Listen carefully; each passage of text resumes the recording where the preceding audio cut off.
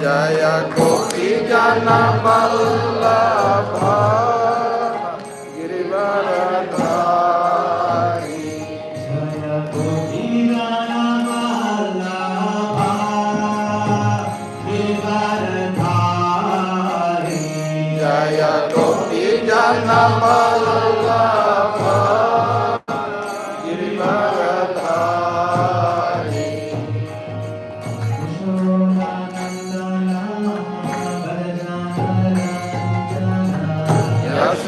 Yashodanandana Vrajjana Ranjana.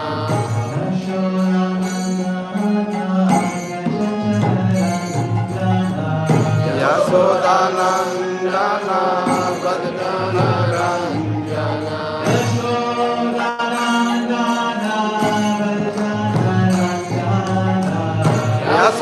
Yashodanandana Vrajjana Ranjana.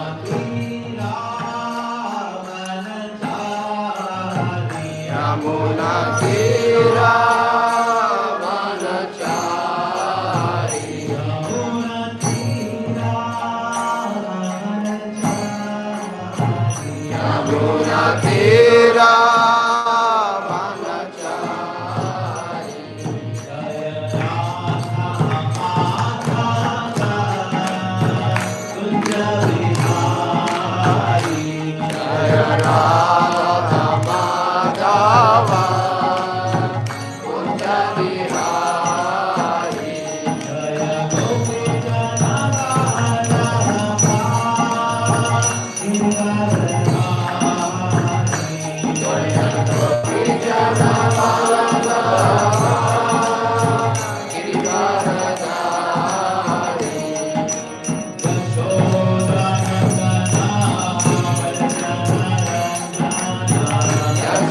Yashodanandana Vrajjana Ranjana. Yamuna Tira Vanachari.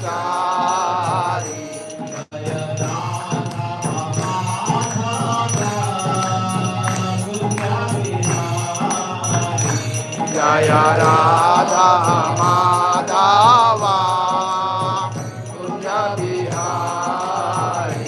Jaya Radha Madhava Kunja Vihari. Jaya Radha Madhava Kunja Vihari. जय विष्णुपाद परमहंस परिव्राजक आचार्य शुद्धश Shri Shrimati divine grace अभय चरण आरविंद भक्तिदास स्वामी श्री प्रभुपाद की जय। ग्रंथराज में भगवद गीता की जय। समवेत भक्तवृंद की जय। गौरानंदे all glories to the glory Hare Krishna. all glories to the glory Hare Krishna. all glories to the glory Shri Prabhupada की जय। Jai.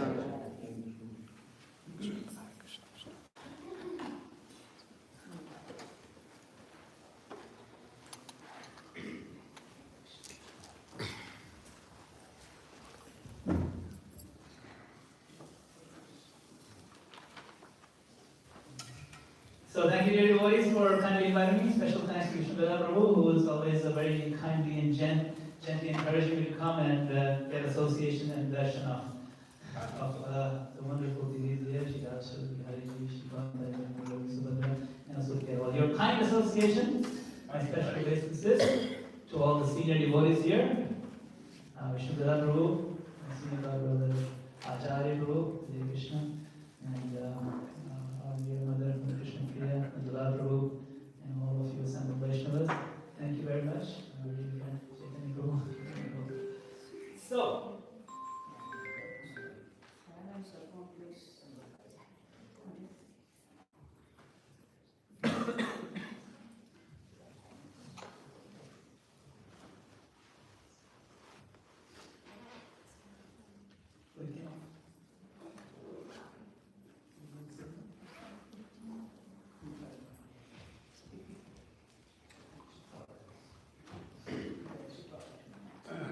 Yeah, scale.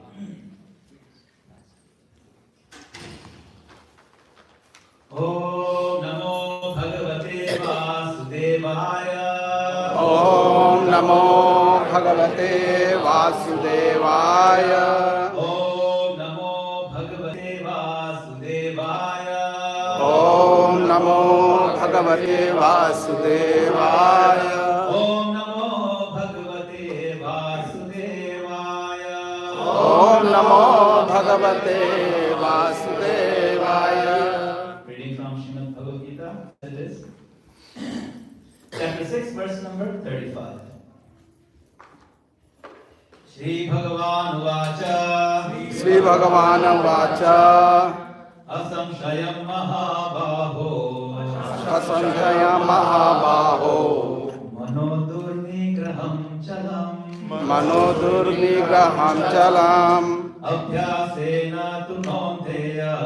Abhyasena tu kaunteya. Vairagyena cha grihyate. Vairagena cha grihyate. Asamshayam Mahabaho. Asamshaya Mahabaho. Manodurnigraham chalam. Manodurnigraham chalam. Abhyasena tu kaunteya. Abhyasena tu kaunteya. Vairagyena cha grihyate. Vairagena cha grihyate. Shri Bhagavan Uvacha Sri Bhagavan Vacha. Samshayam Mahabaho Asamsaya Mahabaho. Manodurnigraham Chalam Manodurnigraham chalam. Abhyasena tu Kaunteya Abhyasena tu kaunteya. Vairagyena cha grihyate. Vairagena cha grihyate. Sri Bhagavan Vacha. Asamsaya Mahabaho. Manodurnigraham chalam. Abhyasena tu kaunteya. Vairagyena cha grihyate. Sri Bhagavan Vacha Sri Bhagavan Vacha. Samshayam Mahabahu Asamsaya Mahabaho. Durnigraham Chalam Manodurnigraham chalam. Vashena tu Kaunteya Abhyasena tu kaunteya. Kena cha Dihate Shri Bhagavan Vacha Sri Bhagavan Vacha. Samshayam Mahabaho Asamsaya Mahabaho. Manodurnigraham Chalam Abhyasena tu Kaunteya Abhyasena tu kaunteya. Vairagyena cha grihyate Vairagena cha grihyate. Ladies' side, want to recite? Sri Bhagavan Vacha.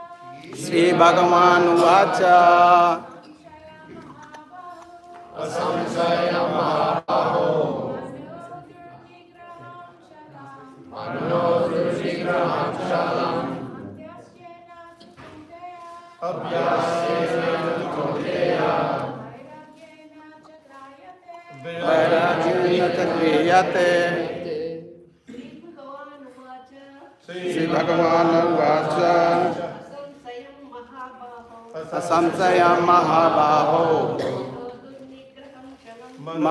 Manodurnigraham chalam. Abhyasena tu kaunteya. Vairagyena grihyate. Sri Bhagavan Vacha. Asamsaya Mahabaho. Manodurnigraham chalam. Abhyasena tu kaunteya. Vairagyena cha grihyate. Translation and purport by His Divine Grace A.C. Bhaktivedanta Swami Srila Prabhupada. Srila Prabhupada ki Jai. Lord Shri Krishna said, O mighty armed son of Kunti, it is undoubtedly very difficult to curb the restless mind. But it is possible by suitable practice and by detachment. Purport. The difficulty of controlling the obstinate mind as expressed by Arjuna is accepted by the personality of Godhead. But at the same time, he suggests that by practicing detachment, it is possible. What is that practice? In the present age, no one can observe the strict rules and regulations of placing oneself in a sacred place, focusing the mind on the super soul, restraining the sense of the mind, observing celibacy, remaining alone, etc. By the practice of Krishna consciousness, however, one engages in 9 types of devotional service to the Lord. The first and foremost such devotional engagements is hearing about Krishna. This is a very powerful transcendental method for purging the mind of all misgivings. The more one hears about Krishna, the more one becomes enlightened and detached from everything that draws the mind away from Krishna. By detaching the mind from activities not devoted to the Lord, one can very easily learn Vairagya. Vairagya means detachment from matter and engagement of the mind in spirit.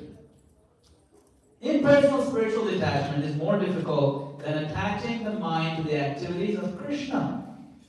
This is practical because by hearing about Krishna, one becomes automatically attached to the Supreme Spirit. This attachment is called Paresha Anubhava, spiritual satisfaction. It is just like the feeling of satisfaction a hungry man has for every morsel of food he eats. The more one eats while hungry, the more one feels satisfaction and strength.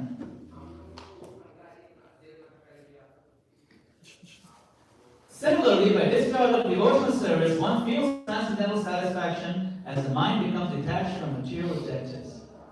It is something like curing a disease by expert treatment and appropriate diet. Hearing of the transcendental activities of Lord Krishna is therefore expert treatment for the mad mind. And eating the foodstuff offered to Krishna is the appropriate diet for the suffering patient. This treatment is the process of Krishna consciousness. So Lord Krishna said, O Maryam, son of Kunti, it is undoubtedly very difficult to curb the restless mind, but it is possible by suitable practice and by detachment. Om Ajnanatimidhantasya Jnananjanashalakaya Chakshuramilitam Yena Tasmai Shri Gurave Namah. Jai Shri Krishna Chaitanya Prabhu Nityananda Shri Advaita Gadadhara Shri Vasadi Gaur Bhakta Vrinda. Hare Krishna, Krishna Krishna, Hare Hare, Hare Rama, Rama Rama, Hare Hare. So, let us keep in mind that Arjuna was one of the most mentally focused warriors of his time. You can see he was able to shoot this metal fish that was spinning way up in the ceiling by looking at his reflection in the water below. It's not easy to shoot an arrow like that. And even though he had such intense mental focus, even Arjuna concluded that this path of meditation, O Krishna, is too tough. And the mind is more difficult than controlling the raging wind. Right? He said, in the previous, this verse previous to this one, he says, Chanchala himana Krishna pramati balvat dridam tasyaham vigraham manye vayureva dushkaram. The mind is restless, turbulent, obstinate, and very strong, O Krishna. And to subdue it, I think, is more difficult than controlling the wind. And this is chapter 6. And the chapter is about Dhyana Yoga. Focus. Dhyana means to focus your attention. Dhyan means attention, literally. Like Dhyando means look at me, pay attention to me. So giving attention to Krishna, to the Supreme Spirit, is called Dhyana Yoga. And that requires focus of the mind. What is Arjuna saying? This sitting up straight and meditating on super soul. I can't do it. This is the same Arjuna who could, shoot the fish and all kinds of amazing things.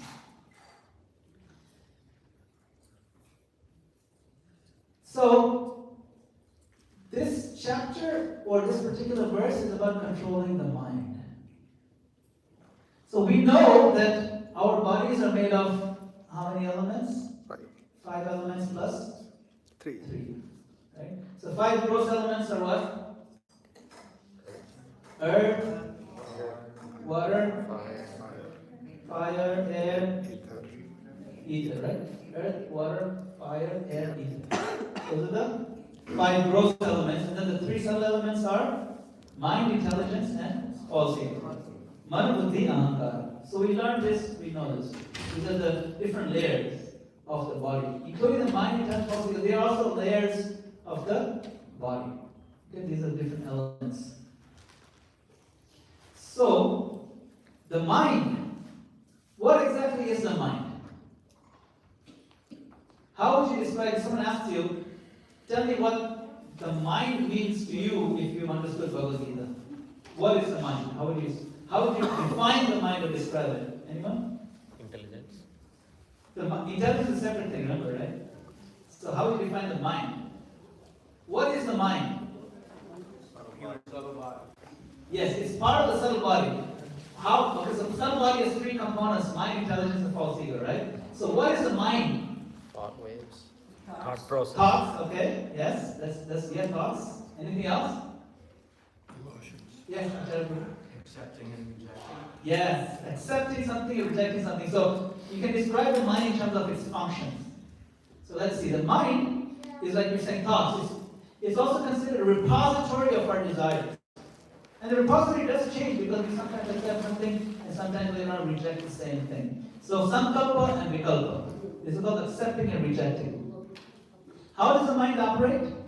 It's driven by feelings. The mind is driven by, if it feels good, do it. If it doesn't feel good right now, I don't want to touch it. I don't care if it's good for me in the long run.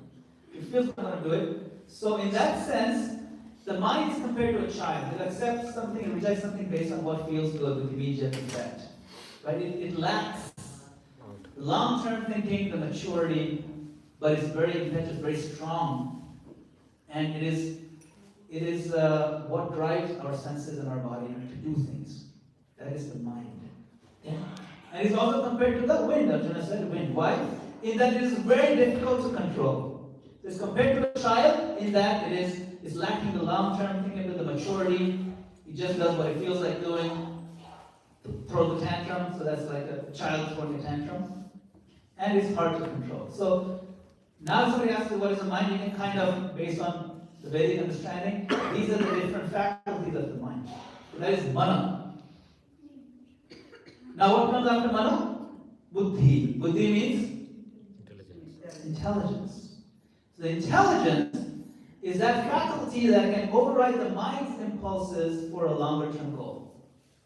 For example, if I'm feeling sick and I have to take bitter medication in a spoon, the mind's impulses spit it out, but the intelligence will say, no, swallow it anyway, it's good for you, you need it. So that's one of the functions of intelligence. To do something that may not feel so pleasant right now, but it knows, the person knows that it's good for me in the long run. So that is the function of intelligence. The adult in the room.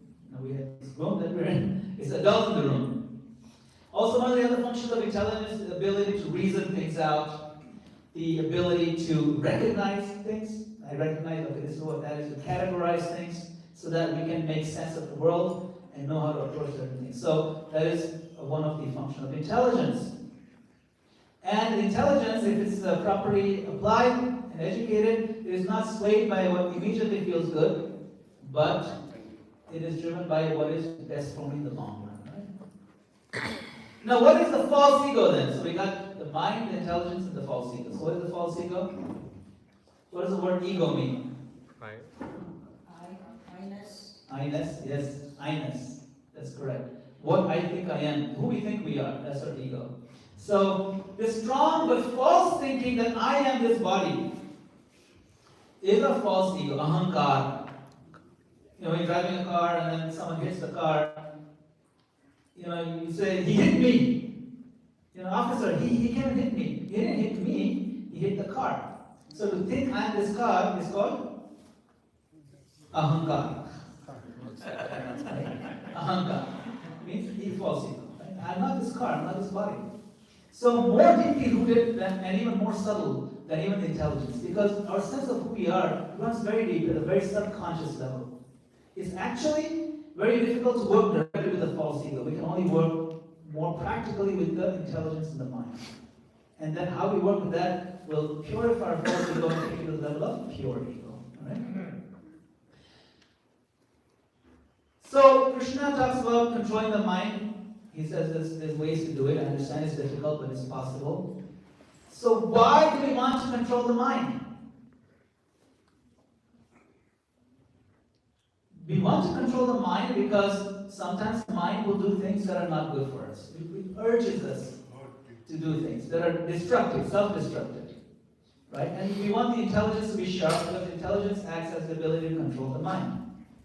But if the intelligence becomes contaminated because one misidentifies oneself, then that's even more scary. Because the intelligence is supposed to protect you from the foolishness of the mind. But if the intelligence, the ability to do a lot bigger things and greater things is contaminated by this false idea and this body, and happiness will ultimately come through the senses and sense gratification selfishly, then that's even more dangerous. An intelligent villain is a lot more scary than a dumb villain, a foolish villain, right? Because they can accomplish, like the Bond villains, the Bond movie villains, they're really, really smart people, but they do incredibly damaging things. Make some kind of laser that'll burn up half the country or something silly like that. But they're so smart. Intelligence, if it's contaminated, will drive us into the ditch of suffering. So the root cause is identification. So identification needs to shift from this idea that I'm this body to I am spirit soul, eternal servant of Krishna. Not just spirit soul, but spirit soul, eternal servant of Krishna. That is the proper understanding of who I am. So if the intelligence can be aligned correctly with that understanding, then the mind can be controlled and the senses can come under control as well. So that's how it's all lined up. The false ego, the intelligence, the mind which controls the senses. Alright? So, we understand that the higher purpose of life is what? Self-realization. So when we increase our sense gratification, self-realization goes down. When we increase our self-realization and decrease our sense gratification, then we get more benefit. Sense gratification goes down, self-realization goes up. So having full control of the mind's impulses is key to making progress towards self-realization. That's why it's so important. That's why Lord Krishna, many of the verses in Bhagavad Gita, he talks about the mind. So many verses. Anybody know any famous verses? Or even regular, not so famous? Where the mind is mentioned? Yeah, man mana bhava bhakta means give your mind to me, focus your mind on me, become my devotee. Mayarpito mano buddhi, surrender your mind and your intelligence to me, and so on. So many verses Krishna speaks in Bhagavad Gita that purify our mind. So Krishna says in this verse, Asamshayam mahabaho manodurvigraham chalam abhyasena tu kaunte vairagyan chigrihite. Previously Arjuna said, the mind is difficult as controlling the wind. Does Krishna disagree with Arjuna? He said, no, Arjuna, you're wrong. What does Krishna say in this verse? He said, Asamshayam. Samshayam is doubt. He said, undoubtedly. It is undoubtedly difficult. But does he say it's impossible? No. He says there are two things that make it possible. Pay attention to these two keys that make mind control possible. Mind is described as our best friend and our worst enemy also. It can be both. Right? So, it can be our best friend. But what are the two keys that Krishna gives? What are the two words highlighted here? अभ्यास Abhyasa and Vairagya. These are the two things that make it possible. So Abhyasa means practice and Vairagya means detachment. In the purpose of Prabhupada elaborates on this. If you're paying attention when we read it, if you didn't pay attention, that's also okay. We'll read it again. What solution does Srila Prabhupada give for Vairagya to develop detachment? What is the one key item he gives in the purport? Anyone remember? Something more specific than that. It's one of the process of devotion, so it's something more specific. Yes, very simple. Prabhupada says in the purport, the more one hears about Krishna, the more one becomes enlightened and detached from everything that draws the mind away from Krishna. So the key is hearing, listening, absorbing. It has to be every day. Right? By detaching the mind from activities not devoted to the Lord, one can very easily learn Vairagya. Vairagya is one of the two important keys to controlling the mind. So Vairagya, we understand how to develop Vairagya? Here, as much as possible, all the time. Nityam Bhagavata Sevaya. Right? What is that verse? Nityam Bhagavata? Nashta Prayeshu Bhatreshu Nityam Bhagavata Sevaya. That when you constantly hearing and serving the Bhagavatam by hearing, Nitya means all the time. Nitya can also be translated as regularly or daily at least. If you're doing daily, then that also counts as Nitya. Nitya Seva, Nitya Puja. So we have to hear on a daily basis. Once a week is not nearly enough. So Vairagya, we understand? Hearing. A lot. Profusely, with full attention, absorption. Then gradually Vairagya will develop and mind control becomes one of the advantages. In our devotional service that we do, which service in particular do you think will be very useful to apply this concept of a steady and controlled mind? Japa, of course, japa. That's the first thing that comes to our mind. We just did a whole round of japa together. It is very hard to focus during japa if our mind is not controlled. Sometimes we may do japa for years and years. And we may even give up saying that it's not possible. It's just not possible. I've been doing it for 25, 30, 40 years. If I haven't accomplished it by now, my japa will not improve. It is not, for me, it is not possible to control the mind. I will still keep doing that japa, but the mind control part of it, that's a foregone conclusion that it's not possible for me in this lifetime. That's how hard it can be to control the mind. See? So, in our daily devotional service, the mind control is very, very important, but especially when it comes to japa. So there are ways, there are techniques, there are steps where we can really make progress toward this whole concept of improving in our japa. So there's this notion of 4 gates. 4 gates to successful japa. Okay? So the first gate, and the whole point of laying out these gates is to show Krishna how interested we are in approaching him.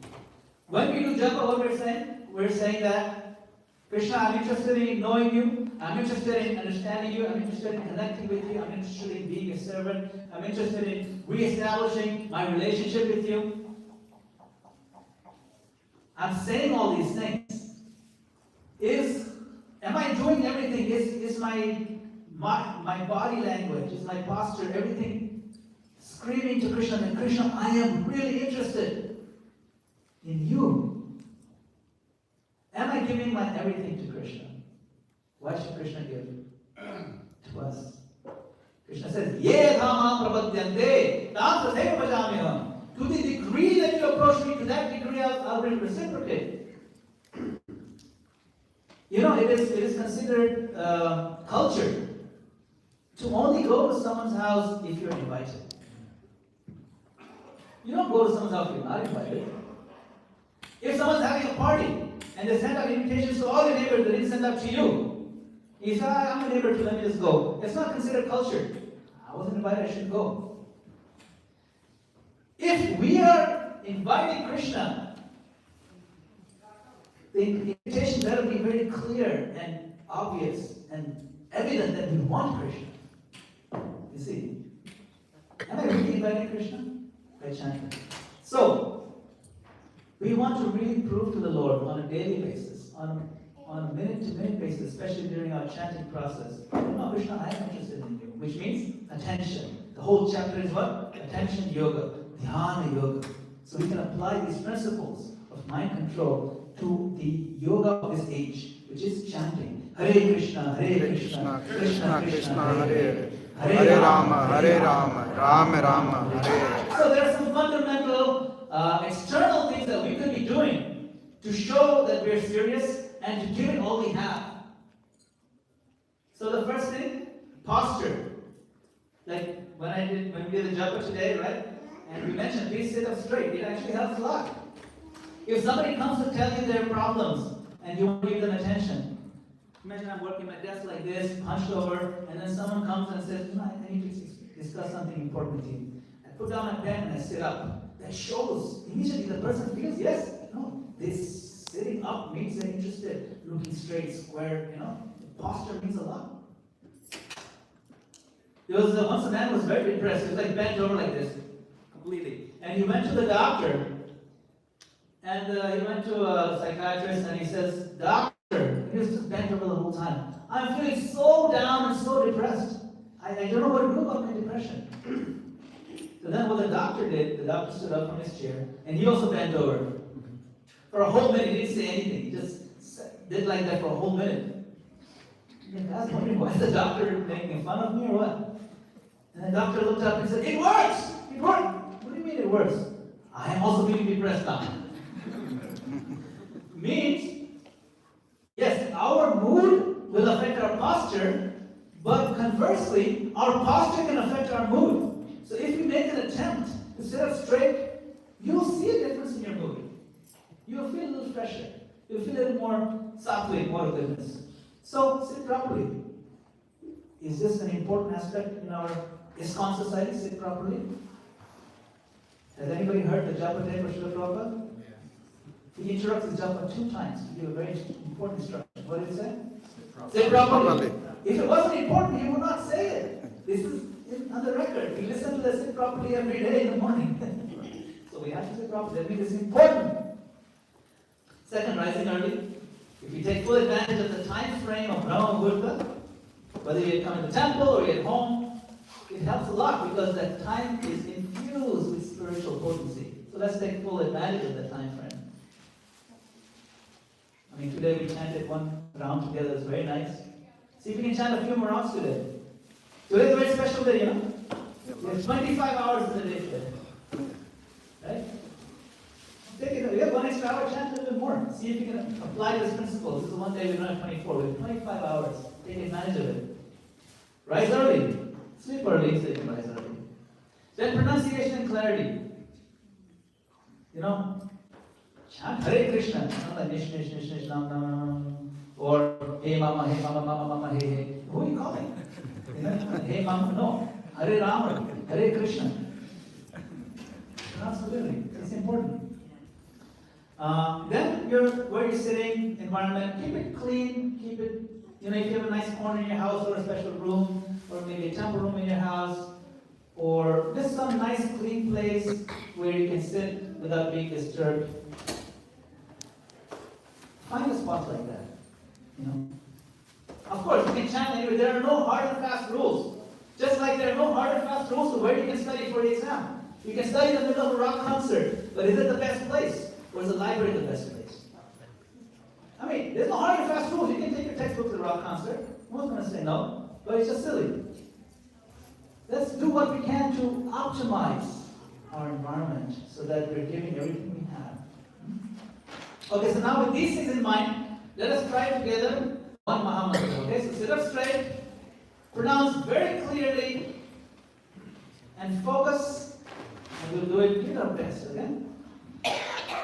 Hare Hare Krishna, Krishna, Hare Krishna, Krishna Krishna, Hare Hare.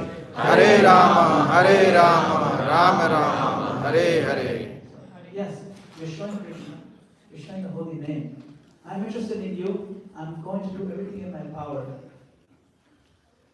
to be with you. Okay? That's the first gate is the fundamental externals, right? Now the second gate is the mind. Is the big one. Remember, Krishna says the mind is the best friend and also the worst enemy. A lot of the time, we focus so much on the fact, or on this notion that the mind is the worst enemy, we forget that it can be our best friend. We say mind goes here and there. I don't even have no control of what thought process train it gets onto and then just goes on and on breaking. It's just not possible to control that mind. However, we can control it. Let's try one mind exercise to see if it's possible. Okay? So, let us now sit up straight and close your eyes and just see if you can follow this thought. Okay? Imagine that you're in your kitchen of your house and you're walking toward the refrigerator. Now you open the refrigerator door and you find a little carton of juice. Very nice. So you then take out the carton, close the refrigerator door, and get a glass and pour half a glass of juice into it. And then close the carton, put it back in the fridge, and then come back to your glass of juice.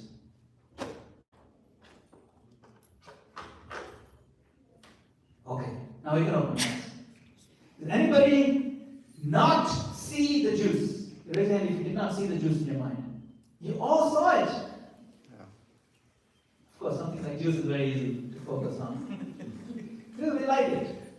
But this is a very silly little exercise, and I'm just trying to prove it is possible. You have full control of where you go. We just did it, all of us together. We can't give up with this idea that we have no control. We can't. So what do we do with this newfound ability? We reflect on the transcendental nature of the holy name. Remind ourselves that here is Krishna. Here is my Lord. There is no difference. Abhinatva nam namino. There is no difference between Krishna and his holy name. So when I'm about to chant, I should at least recognize, at least in theory, that Krishna is here with me. This is how we're going to engage our mind. And then when the Lord comes with our mind, we tell him, my Lord, this is for your pleasure, not for my ecstasy or anything. I know you like it when we chant your name. You love it. So this is for your pleasure, my Lord. Please sit and hear me as I try to chant your name. That you do with the mind. So now we've aligned our body and the external. We're chanting clearly. We're sitting straight. Nice clean place early in the morning. And now our mind is engaged, at least in the idea that we understand Krishna is his holy name and we're welcoming the Lord. That's the second gate. What is the third gate? We'll come to that. But let's try now that we know the first and second gate. Let's apply all the principles of the first and second gate, and we try one more time. This time you close your eyes, create the mood that the Lord is in our heart, and he's also present with us. And with the understanding of the Lord, you are your holy name. Thank you for coming this form. Let us chant. Hare Krishna, Krishna, Krishna Krishna, Hare Hare. Hare Rama, Rama Rama, Hare Hare. Thank you. That's the second gate. You're crossing gates as we're making progress. First gate was external, second gate was the mind, focusing on Krishna. The third gate is very important. The third gate is the heart space, the space where our emotions reside, our feelings. Bhaktisiddhanta Saraswati Thakur said, the holy name is heart deep. It is not lip deep. And Bhakti Vinod Thakur also said, Namakkar bahir hoy, nama nahi hoy. It's not the external syllables and letters that's the name. See? And Chaitanya Bhagavata says, Bhakti. Bhakti means crying. while remembering Krishna's name. That's the definition of bhakti according to Chaitanya Bhagavat, Krishna's Kaviraj Thakur. He explains. So, it is very important to not only engage the mind, but also that our feelings flow. Krishna himself says in Adi Purana, I am purchased by one who sings my name and cries before me, not by anyone else. We don't need to make a show of crying to other people. We need to let our heart express its feeling to the Supreme Lord when we're having a one-on-one meeting with Him every day. Why not? See, we're going to spend this time anyway. Why not give it all we've got? It's not like you're going to gain some time by being inattentive. It's not that you're going to gain something by not engaging our feelings in front of the Lord. No, we lose the opportunity if we decide to disengage when we're having a meeting with the Lord. So let us engage. Remember what is the goal of bhakti? It is Krishna prema. Correct. What is Krishna prema? Love of God. But love is not so easy to reach. Love is that last rock over there in this series of rocks. We can't just jump to that last rock. We may think we're in love, but no, real love is a very high thing. However, we can gain access to that love by engaging certain feelings that are more accessible, reachable. For example, gratitude, appreciation, remorse. We can be grateful to the Lord for this opportunity. We can be grateful to the Lord that we have a human form of life. We can be grateful to the Lord that we are not struggling, at least we have food to eat today. We can be grateful to the Lord that somehow by Krishna's mercy, we understand this process of Krishna consciousness. There's so many things to be grateful for. The month of November, the month of Thanksgiving. Let us have Thanksgiving every single day. Let us give thanks to the Lord. When you give thanks, that gratitude is a good feeling in the heart. It is an emotion. It is a wonderful feeling. Because it means that we are not complaining so much. We are seeing the positive, counting our blessings. And the Lord loves that. And we can appreciate what the Lord has done for us. Appreciation and gratitude go hand in hand. Another very powerful emotion is remorse. Yes? Our acharyas teach us to be remorseful. So many beautiful bhajans by Narottam Das Thakur, Bhaktivinoda Thakur. My Lord, I wasted my life fruitlessly. I'm such a fallen soul. These are genuine feelings that acharyas are having. We can also leverage our feelings of remorse. Remorse is a very powerful means to express to the Lord, my Lord, I really should have, I know about you for so many years, for so long, but I have not given you full attention. Please forgive me, please give me some intelligence, please. We can beg with remorse that I've wasted so much time. Please help me out, my Lord. And that is amazing. We have all these things at our disposal. We just have to grab them and engage them in the service of the Lord. And then eventually the Lord will give us His mercy in that form, right? So now we know the first three gates: fundamentals, externals, the mind, and the intellect, and then of course our feelings. Clear? Let's try it one more time. This time, see if we can engage all three of them. Let's take a moment first to align ourselves physically, sit up straight. And then let's take a moment to create a mood of gratitude in the heart. Understand that Krishna is personally present here right in front of us because He always is when we chant His name. And then with full gratitude and happiness that the Lord is here, let us chant out with full heart and feeling.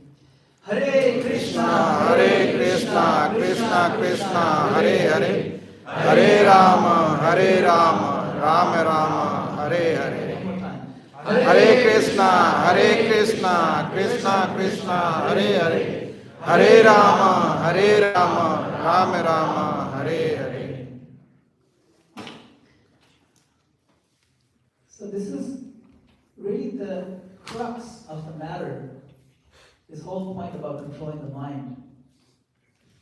Krishna is not poo-pooing Arjuna's concern that it's harder to control than the wind. He's recognizing he's saying, yes, you're right. Asamshayam Mahabaho. Remember, he's saying Asamshayam Mahabaho. Mahabahu means mighty armed. Means you're mighty armed. So it's undoubtedly very difficult, but you're mighty armed. We have the human form of life. All of us are Mahabahu. We are children of God. Let us see if we can follow his instructions. What are the two keys to controlling the mind? Vairagya and Abhyasa. Abhyasa.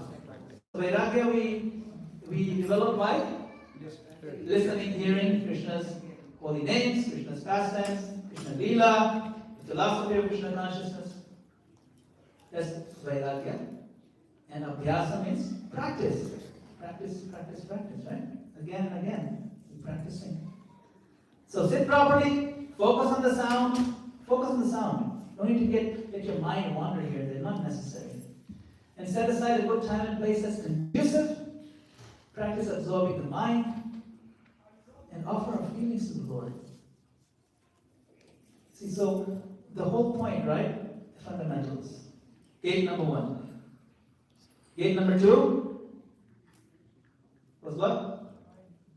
Mind. Gate number 3? Heart. Heart. What is gate number 4? We haven't talked about that yet. Gate number 4 has the handle on the other side. We have no control over that gate. 0. The gate number 4 is known as the gate of mercy. The Lord decides if He's going to grant us access to that gate. But it is the gate, nevertheless. You see? But if we have passed through the first 3 gates, we will inevitably find that gate number 4 is open, and Krishna is eagerly awaiting us for us to show us the spiritual world, show us the spiritual existence. Why? Because we have given Him everything we've got. When we put all these gates align and put all our energy, what more can we give to the Lord during the japa session? This is it. If you've given the Lord everything we have, Krishna promises, Ye tamam prapadyante tam tateka pajamya. To the degree surrendered to me, to that degree I reciprocate. So, let us see if we can apply these two principles, Abhyasa and Vairagya, on a daily basis. Let us make a vow today, especially today is the last Sunday of this sacred month of Kartik, that yes, my Lord Damodar, your pastime is so sweet, and we sing this beautiful Damodar Ashtakam. Param Deva Moksham Mokshavadeva. I don't want any other boons for moksha liberation. If I can just connect with you and see your beautiful form and chant your name the way you want me to. The way Srila Prabhupada has taught us how to do, sit properly, give the full attention, listen. My Lord, on this month of Kartik, as we're closing up this month, please grant me the ability to become a better devotee. And to really take up this process of chanting Hare Krishna, Hare Krishna, Krishna Krishna, Hare Hare, Hare Rama, Rama Rama, Hare Hare. And may we all succeed in controlling our minds and come very quickly closer and closer to Krishna as we apply these principles that are given to us by Srila Prabhupada. Srila Prabhupada ki jai. Thank you very much. Hare Krishna. If anybody has any comments or questions, I think we have a couple more minutes, about 5 minutes or so. If anybody has anything to say, or any questions, or anything like that, please feel free. Yes, Mother Shakti, Thank you very much for such a lovely class, very good explanation about chanting, and it helps everybody. Thank you. Hare Krishna, thank you very much. Yes. Yes, Mother. Would you discuss the fine lines between false ego and us aspiring to do devotional service, even as we move through like material energy, and then we come in here and it's an oasis, but there's those lines that we actually cross, and how we can actually blend them in a way where we're actually understanding that Krishna's energy in the material world is His manifestation, and how can we interact with it in a way that defines bhakti as we practice it? Yes, Krishna, that's a good question. Krishna's energy in the material world, and we find ourselves in the material world, and also the notion of the fine line of false ego and how false ego is so subtle and also so powerful, and how we can work around that. It is a very difficult thing to just jump out of this idea that I'm this body. There's no doubt that it's difficult. The false ego means that, you know. This is called avidya. Avidya means ignorance. Avidya specifically in the Nectar of Instruction refers to the idea that I'm this body. Ignorance means to think I'm this body. Right? So in the Nectar of Instruction,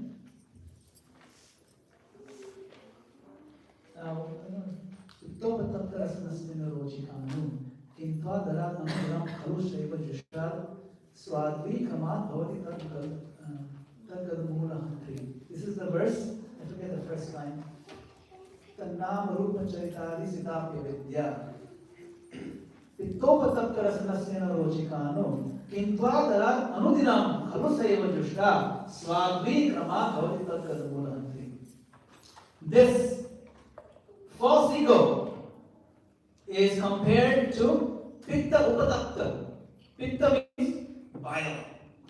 And upatapta means it's a kind of a disease of the bile. Jaundice, specifically. So, this holy name is considered to be like sweet sugarcane juice or sugar candy. But because we are inflicted by this idea that I'm this body, this false ego is so strong in us, the jaundice is so strong, even the sweet sugar candy or sugarcane juice tastes disgusting and bitter. But the only solution, the medication, is that same sugarcane juice. I remember when I was a kid, growing up, I actually had the jaundice, and my eyes had turned yellow, and everything looked yellow to me. I think maybe I was like maybe 6 years old or something. This is a very common occurrence in Kenya, where I was growing up in Africa. And my parents, they got for me a whole row of bottles of sugarcane juice. That's my favorite drink. And I was so excited to drink it. Wow, finally, you know. I'm so eager to drink it. And then when I drank the first glass, I'm like, you guys got cheated because this is disgusting.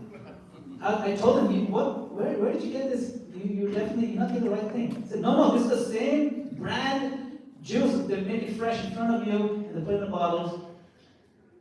But you have to drink all these 6 bottles. I did drink them, but it tasted really bad to me. So when I read this verse, it really hit home, because I actually had that experience. But at the 6th bottle, it started tasting better. So we have to keep chanting, we have to drink that nectar, even though it tastes like poison.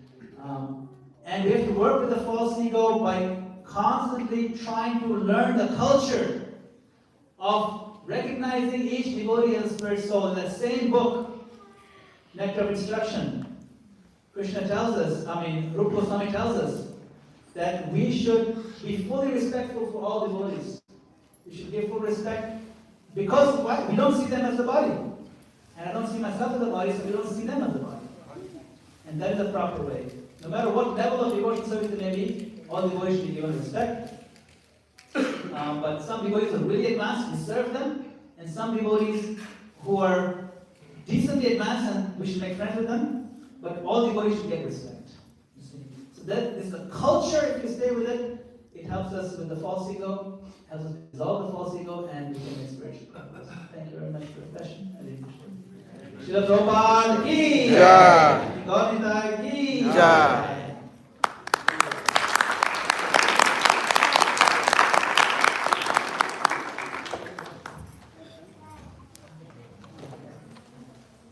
Thank you very much, Madam Prabhu. Wonderful talk tonight. If anyone has any questions or would like to talk to Madam Prabhu further, we can do so during the Prashad time. Now we're going to have Arti and Kirtan. This is the last Sunday in the month of Arti. So it's the last time we'll be doing the Damodar Ostaka prayers and offering the candles for this year on the Sunday feast. Tomorrow is the last day, and today is the last Sunday. So as we've been doing, we'll stand for Damodar Ostaka prayers. We put it up on the screen. Jagadish Prabhu, if you can get it on the screen. We'll line up on the female side over there. And one lamp per person. And if you have a young child, you can share the lamp with that child, just for safety. But one lamp per person.